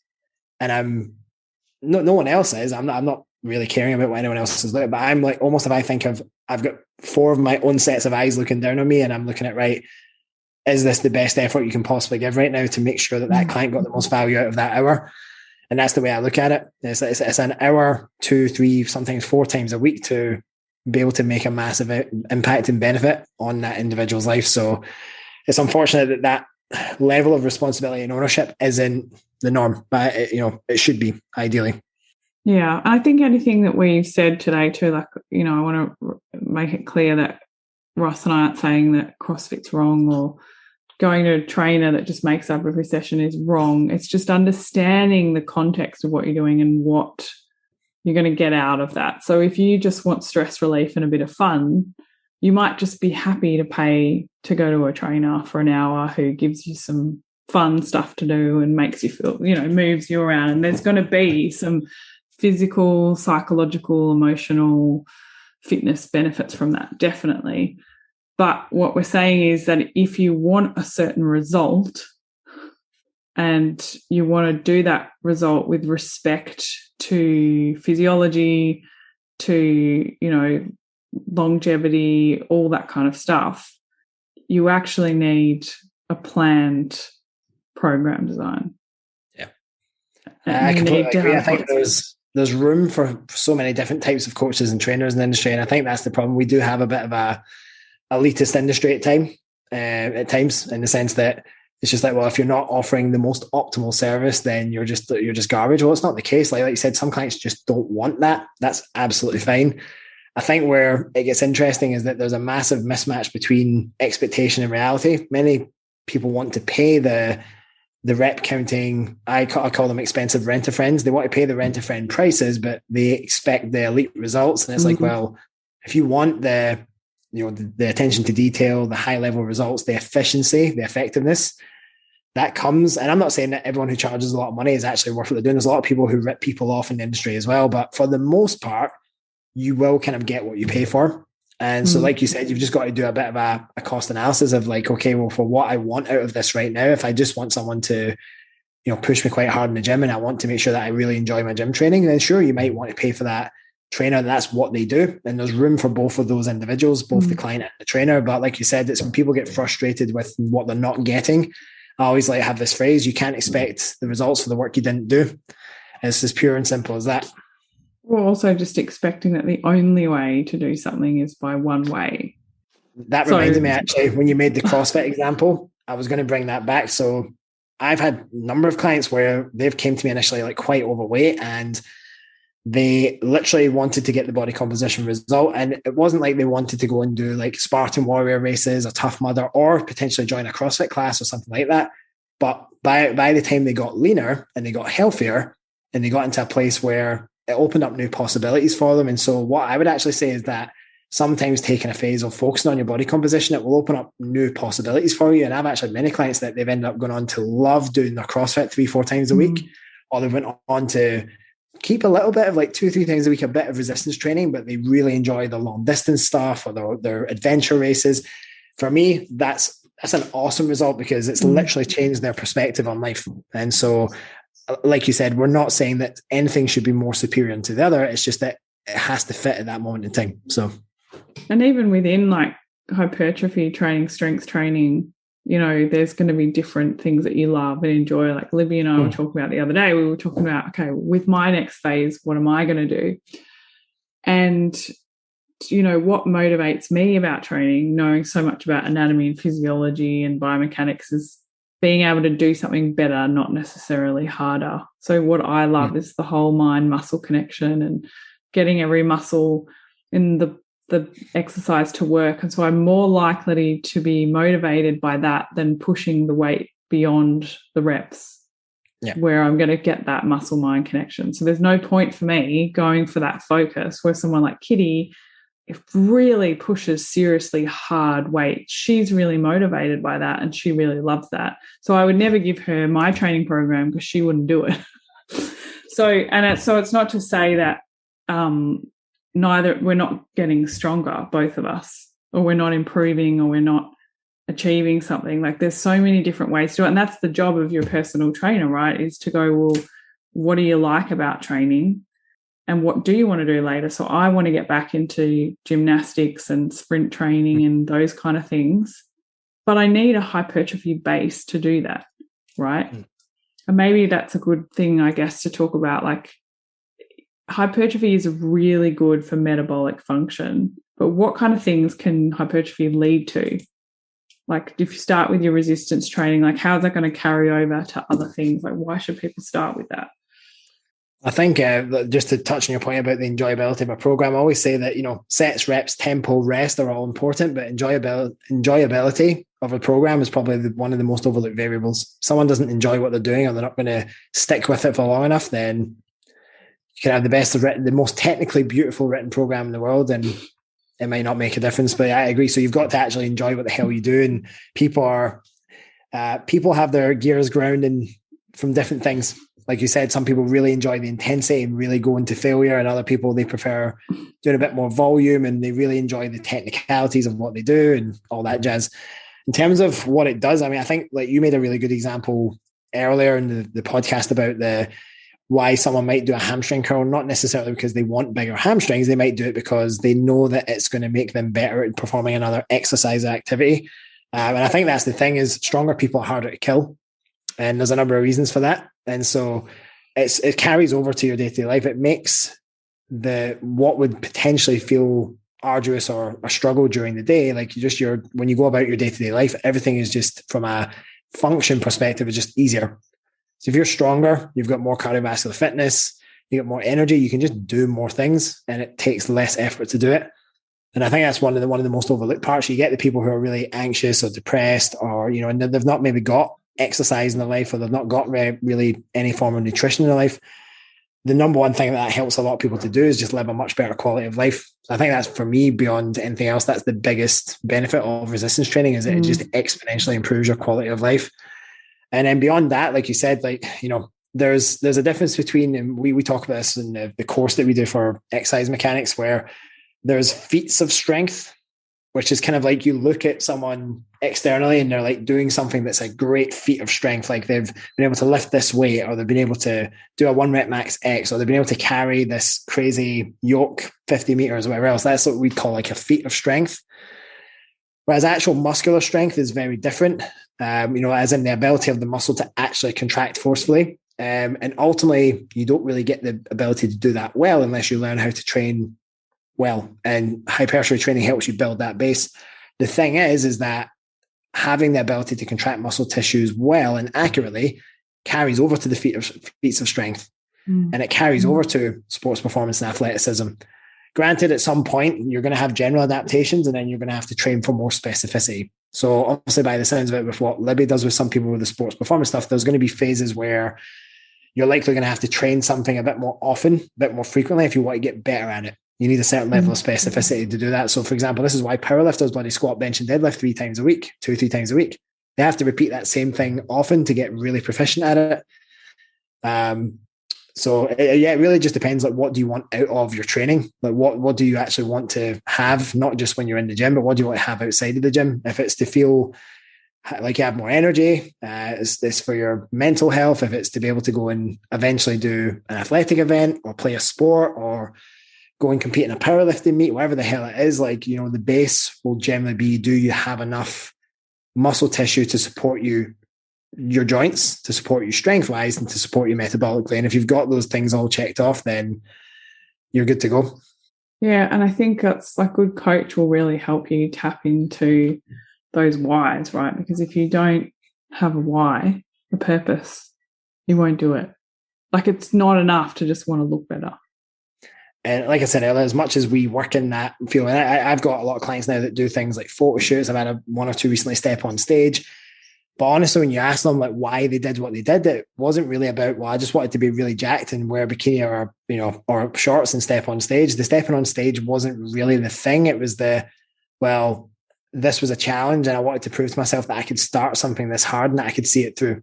It shows me that if I put my mind to something, I'll be able to follow it through to the end. And that I've got more strength, and I've got more psychological strength and physical strength than I thought I had. So it's usually, like you said, there's that kind of, I always like to call it the superficial goal, which is absolutely fine, but there's always a deeper level to it. Always. 100%. And and if you can tap into that, that's the thing. I think, like, I don't know if you've ever read that book by Maxwell Maltz, which is, I can't think of the name of it. Psycho-Cybernetics. Yes, that one. So you're onto it. Really interesting book for people to read. A plastic surgeon who did the most amazing surgery on people, and they look in the mirror and go, yeah, cool, I look how I want it to look, but I'm still unhappy. And all the stuff around that. And I think it's just identity, really right? amazing. Yeah. It's just, and I know for me, training, I'm not going to say never. It's changed. Like, it's different. It's not like it used to be. It's more about, like, I love being able to do stuff with my daughter. I love that I can go climb with her. Like, I want to be able to just do that. I want to be able to pick her up, and I want to be able to keep up with her and enjoy life with her. Like, that's a big motivation for me. I always feel, not sorry, that's not the word, but I just feel for parents who are like at the playground and their kid gets stuck at the top of the play equipment and they're like, oh my God, how am I going to get you down? You know, I was like, I always want to be able to climb up there, not to help her down, but to be, hey, I'm up here with you, let's climb it together. You know, like, I think you really notice when you have children, like, how amazing physicality is and energy is and capability. And so, yeah, I'm really inspired by her, and that's what I want to train for. So longevity, mobility, capability there for me. So I think it's really important to work out what you want to train for. It's amazing the things you've outlined there. If you actually look at that, like we often talk to clients a lot about the idea of a transformation will be as successful as your ability to reduce all the friction points. So people end up trying to go after something, and if something is, like they say, I want to lose X amount of kilos, or I want to transform my physique. But if your values are not aligned with that particular goal, then like I mentioned, you're going to have these constant friction points because the actions don't align with your values of who you want to become. And the whole idea with that Psycho-Cybernetics book is this idea of that people change their physical appearance, but they hadn't changed their identity about who they were. And so we often tell our clients is, don't wait to get to this goal and then I'll be happy. Start living with the identity of the person you want to become, and you will step into being that person. It's just a matter of time. It's not a matter of if, it's a matter of when. And so, like, your thing about if you had to ask, like, what else is important to you? What are your values? A value for you might be, well, it's a massive important value for me to be a role model to my children. I want them to look at me. I want them to see strength. I want them to see ownership. I want them to see responsibility. And they see all these things. If that's important to you and that's then tied to what you do in the gym and what you do with your nutrition and what you do with your lifestyle, you're unstoppable at that point because it's tied to something that's so importantly intrinsic that's the driver. It's how you look at the end of it is, well, that's a cool byproduct at the end of the day. So yeah, it is. And they reflect back at you everything that you're saying and doing, right? You know, like my daughter came up to me, she said, Mum, I've got to go to bed because while I'm asleep, I will grow my muscles.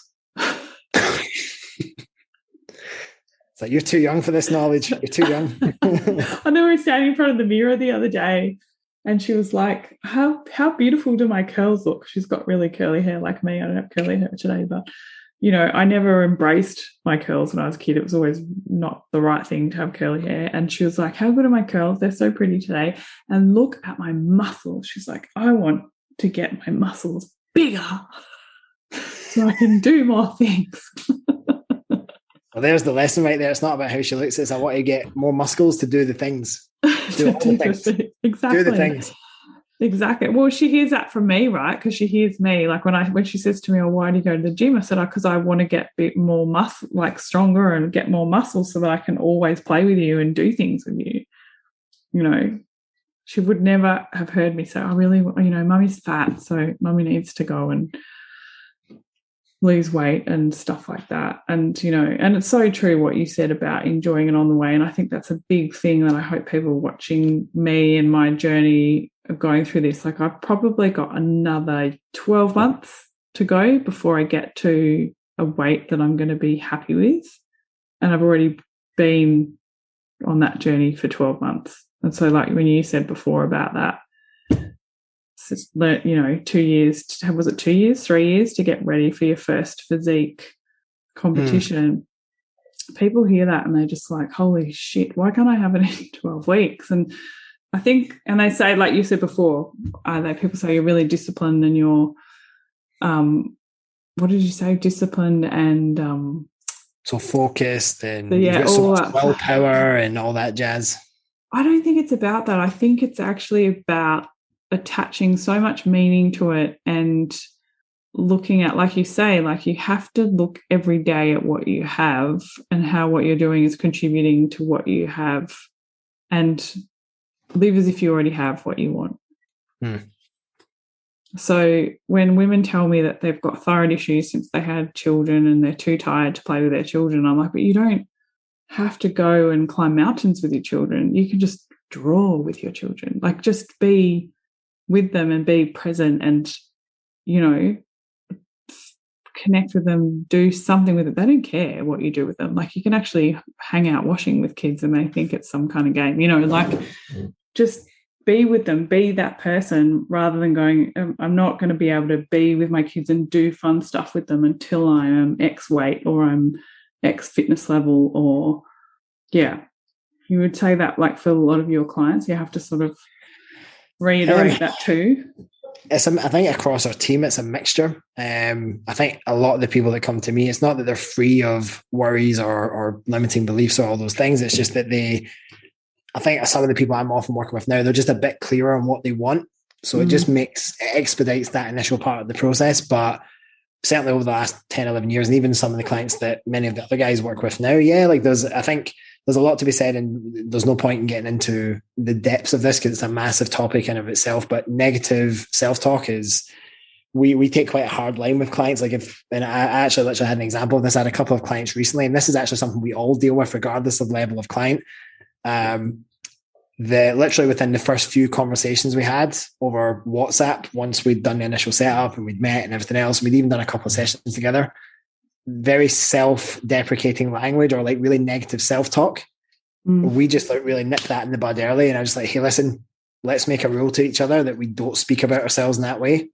You can be 100% happy and appreciative of the things that your body does and continues to do for you now whilst working towards improvement. It doesn't have to be, I'll only be happy when, because if that's always going to be your mindset, you're never going to be happy. You might get to, because I've seen that even in the physique world, there's people who they get into competing and they do it for the wrong reasons, and they step on stage and they thought that was going to be, well, if I can just do that, that'll solve all my problems and I'll be happy. I'll finally be happy with how I look. And then it wasn't enough. They go through the post-competition blues, they gain a little bit of body fat again, and they get stuck in that cycle because unless they are shredded to the bone, their self-worth has become attached to, well, if people only respect me if I'm like this. And that's such a backwards way to go about it. Certainly for me, when I competed, the whole thing for me was about one thing. This is something I've never done before. It's a massive challenge. And I wanted to know for myself that I would be able to start that challenge and I'd be able to see it through to the end. The challenge was the chase for me. That was the big thing. I wanted to experience the going to a level that I'd never been to before. So it was about all the things that you learn along the way. So it was never about as long as I get on stage, that's going to make me, I'm going to get all the clients, I'm going to get all the attention. It was none of that. It was just, I'm not doing this for anyone else. I don't care what anyone else thinks. This is for me. I'm doing this because it's something that I've literally never pushed myself to do before. And it'll be really cool to step outside my comfort zone. You asked me 3 years ago if I would ever step on stage, big cheesy smile and doing poses and stuff. I'd be like, get out of here. Because I come from a performance background. The whole idea of aesthetics and being on judgment from a subjective panel of judges, I'd have told you, get the hell out here. No way. But actually, I really enjoyed it, the actual experience on the day. But that comes and goes like that. It's the same with people who do physique transformations. They get the before and after photo. The thing that's more impressive to me is show me the after photo. Show me what they're like now. Because if that person's 6-12 months down the line and they're back at and their after photo looks the same or worse than that before photo, that's not a very good job. And that's not been done for the right reasons. I think that's probably another thing that makes you such a good coach too, is I think it's really hard, and I think maybe why trainers stray away from it is doing the long road. And so when you, like you were talking about before, when you have to reverse diet a client, it's not an easy process. And for someone who's dieted all the time and being really lean and then starts putting body weight on and building up, like I'm sure people, I've got quite a lot of body fat that I need to lose, but to me there's a very strong attachment to build the muscle first and lose the body fat.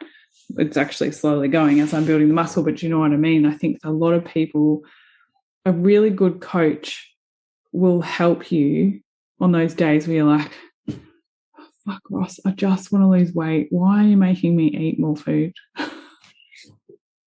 Or the one I get a lot with the more experienced, and even with some of the female trainers and stuff I work with, is they're just like, but I really want to take it slow. And sometimes the best thing for them is they actually need to push food up a bit quicker, especially if they're reverse dieting, and especially if it's been quite a harsh diet, which, this is the thing that a lot of people, and I'll say this quite comfortably, is that dieting is not always pretty. Even as the best coach with the best intentions, some people, to get that to where they want to get to in a result, you sometimes have to push them quite hard.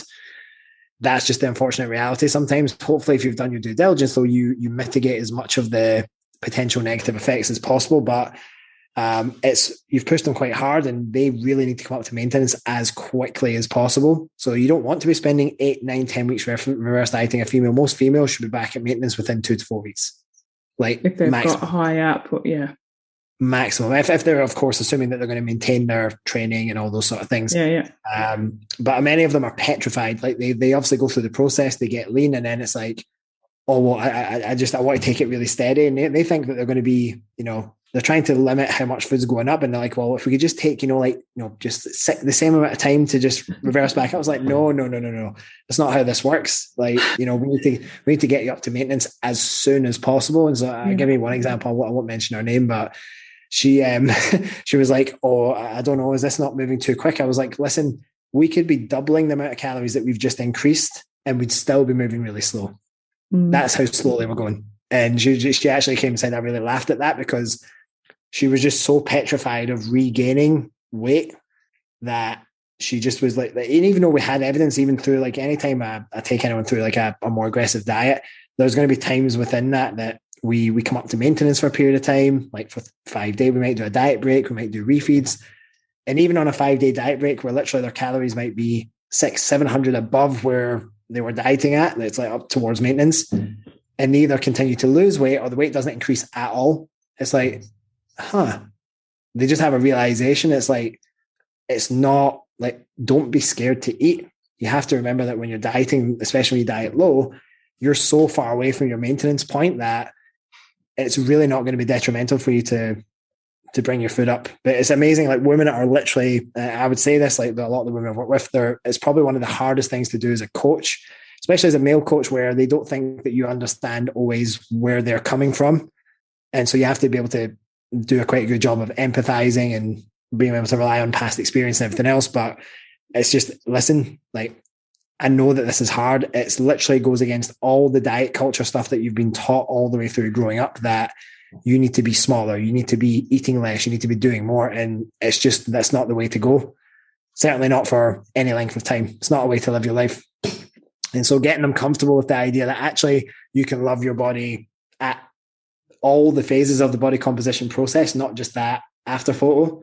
I think that's one of the most important lessons they can learn. And I absolutely love it when a female client gets into a building phase and they're carrying a little bit more body fat. They're not like where they were at the start, but they're carrying a little bit more body fat, but they've also got quite a bit more muscle. Their shape is completely different. And that's probably a key point to make as well, is if you're a female and you are carrying a little bit more body fat, but you've got more muscle, you carry that so well compared to if you're under muscled. So from a health perspective and an aesthetics perspective, actually putting the priority on building muscle is you can hold for lack of a better term, a leaner look at higher body fats by virtue of actually having more muscle tissue. So I love when they start talking about, I love how thick I look and everything else. And it's just, that's awesome, because they're now like, and that's when I know, like, right, you now appreciate how great your body is when it's not just when it's lean, but when it's at maintenance and when you're in building phase. And so pretty much across the spectrum, they really appreciate their body for what it is and does at those different phases. If we can get there with more women, that would be amazing. Oh, man. Well, yeah, I went for my DEXA scan the other day and I put on 7 kilos of muscle, and I was looking over the shoulder of the guy doing the DEXA scan before he printed it out, and I was like, yes. And he was like, looked over and was like, what? And I look at that muscle mass increase. And he said, it is so refreshing to see a woman say, look at my muscle mass increase. He's like, your fat mass has gone up too, but you're so not freaking out. I said, no, just really want that muscle. I want those gains like everyone else. If we could really, I think personal trainers have a big job to do. Like we've got to change this whole perception in the industry that exercise is just about smashing yourself and eating as little food as possible. And and I have clients who are type 2 diabetics and really struggling with exercise, but still are like, no, but I have to smash myself, I have to get smashed. And me trying to explain their trainer not to smash them, stop smashing them and work more aerobically, is like trying to convince someone that they can walk on hot coals. Like, I need to call Tony Robbins in and get him to but it's it's so important that we do those things. Yeah. So I hope that everyone listening can think, when I'm looking for a trainer, what should I be looking for? The trainer that I'm working with right now, what do I need to ask them for? Do I need to change personal trainer? And more importantly, if you want to work with Ross, how do people get in touch with you? Because I highly recommend him, everybody. And, especially if you're, there's a few people that I recommend if you're in the pro-metabolic space and you're wanting to put on muscle mass with someone who's going to respect that you need to reverse diet, you need to eat more food first before you go into deficits and things like that, and knows enough about nutrition to help you with that as well. I highly recommend Ross. Ross, what's your Instagram handle, website? Tell me about you. Tell me what your services are. Tell me about your podcast too. Yeah, the podcast has been a bit on the shelf for the last kind of 3-4 months. We've had other things we've been working on in the business, which we're excited about, but those have kind of taken priority for the moment. So the podcast, I'm literally going to start recording next week again. So we'll chat about that. We'll chat about that. But as far as the business, so the coaching business that my wife and I run together is called Better Body Collective. So you can follow us there at Better Body Collective on Instagram. My handle is at Coach Ross Gilmour. What I would say is that, if anyone were interested to speak about coaching, we don't, like when a coach inquiry comes in for whether it's through my Instagram or through the Better Bodies Instagram, we don't just automatically assume that I'm going to be the person coaching them. We treat every single individual on a case-by-case basis. And something that you mentioned earlier was so important is the fit of the individual's got to be right. And ultimately, my persona might not line up really well with someone else's persona. So we have a really diverse team. We all are very good at what we do. So for us, it's very, very important to make that person fit, because the way that we've set up our business, we can all deliver a fantastic service. So it's really more about getting the person to fit the coach. And that's because, as you said, if you don't enjoy the person you're working with, you can't relate and everything else, it's challenging. But that's the best way to work with us. Literally, we have links in our bio, and there's a button in there, as everyone has link trees on their bios nowadays. You can just go in there and there's apply for coaching and everything else. The website's also under construction, so there's not much to see there at the moment. I think most people are kind of consuming Instagram content nowadays, anyway, I would say. So that's certainly where we're all most active in terms of the team. And then the podcast, when it does rear its head again, it's going to be called, it is called Better Body Radio. And our plan, generally speaking, with that is that we have our own episodes that we do as a team. And then we have wonderful guests like Layla, when she eventually comes on, that we speak to about that are specialists in their area. Because the way we see it is, the clue's in the name, collective. The Better Body Collective was created as exactly that, to build a collective of humans who want to learn and grow and become better versions of themselves. And part of that is through the way we coach, and part of that's through education and speaking to other thought leaders in their fields to help provide not only our audience, but just the wider audience in general with good knowledge from good humans. Well, I love what you do. I think I've said that enough on this show. But I'm really grateful that I got to work with you on a client together. I hope we get to do more clients together, because that was really, I wouldn't say it was easy, because I still had to problem solve, but the process was easy. The communication was easy. It was easier to get the result for the client than usual. And I'm really enjoying watching what you're doing on Instagram and listening to your podcast. I've listened to a few of the older episodes, and so everyone check out Ross, and thanks so much for coming on the show. You're most welcome, and thanks for having me. You're so welcome. I'm Layla Lutz, and you've been listening to The Body Never Lies. If you haven't yet, please go to your favourite podcast app and subscribe, rate and review this podcast.